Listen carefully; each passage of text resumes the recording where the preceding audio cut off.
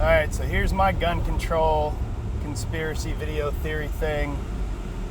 Kind of goes along Sam Tripoli's thing, and they're trying to pull it now with our supposed assault rifles. Well, you know, we had assault rifles. We had fully automatic rifles that you could go buy from a pawn shop up until 94.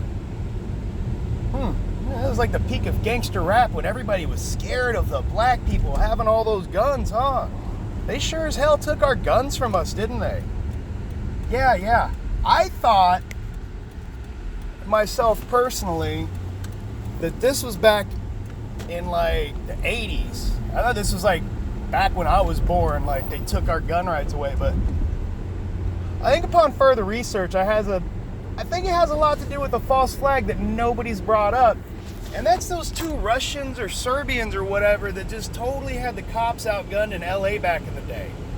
Those two guys shot thousands of rounds. Thousands of rounds.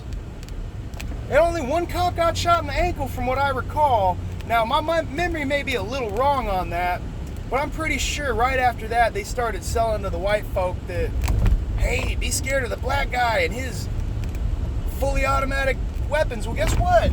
That Crip member still got his fully automatic weapons. But I don't have my tool to fight the tyranny of a government when it decides to be tyrannical. That's what the Second Amendment says. Stephen Colbert saying this shit about, oh, back in the day. Yeah, back 25 years ago. Sorry, what's the math on that? That's about right. My math's pretty good on that. You could go and buy a fully automatic assault rifle. And you can still buy one now. But it's going to cost you a lot of money.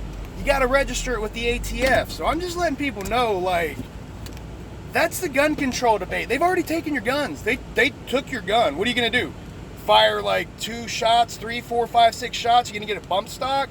Military's sitting outside of your house. There's a bunch of guys with fully automatic rifles, okay? Fully automatic's a lot different than a bump stock. I'm not claiming to be a gun expert.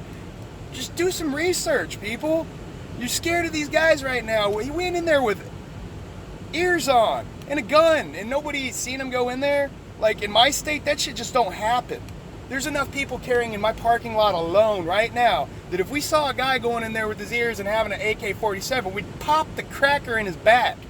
All right? And then why was Border Patrol there instantly?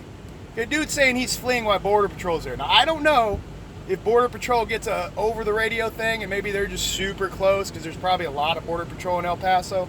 I don't know. It's just a thing I'm throwing up there. But anyway,